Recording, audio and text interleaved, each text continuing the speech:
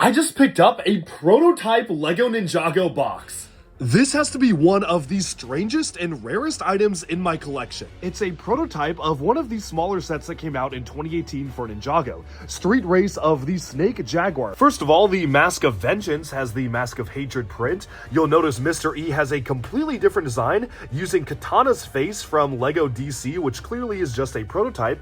And when you look at the minifigures in the corner of the box, they look very different. The box is also a different material than standard Lego boxes, having a slightly more glossy finish. So what's the story behind this box? When working with retailers like Target or Walmart, Lego will send boxes just like this out to the retailers themselves, allowing them to place the preliminary boxes on their shelves and make sure they can allocate the right amount of shelf space. It's not something they do that often, but every time they introduce a brand new style of box, they try to include it. You can see the photo on the box is using hand-painted prototypes. Zane from the Ninjago movie with a painted black band around his head, and he has a symbol that is literally drawn on.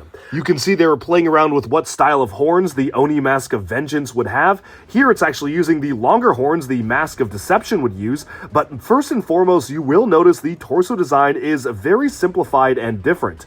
Obviously the Stone Warrior head is just a placeholder, but you can see that they were going for a very different and more simplistic design for the Sons of Garmadon. Even the armor piece is a prototype because it was introduced in this wave, and honestly, I am really happy that we got the final minifigure because this just ain't it for me. Another really interesting aspect of the prototype design is that you can see they were considering utilizing the dark red and light blue color scheme for Nia, reverting back to her original color scheme, but having a little bit of a different design, like introducing white into the torsos of all the ninja.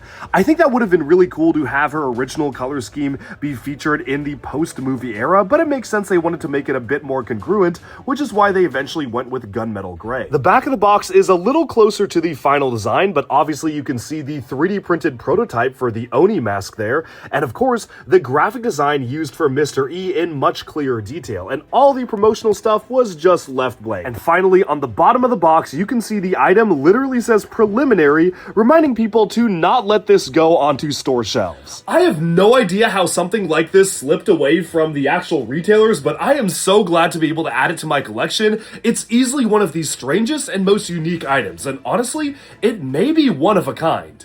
Now, I've seen similar boxes like this pop up for other themes like Lego Superheroes, for instance, being sold on Facebook Marketplace, but this is the only Ninjago box I've ever seen like this, and I was so lucky that I literally stumbled upon it when going into a used Lego store in Germany. What do you think of this early design?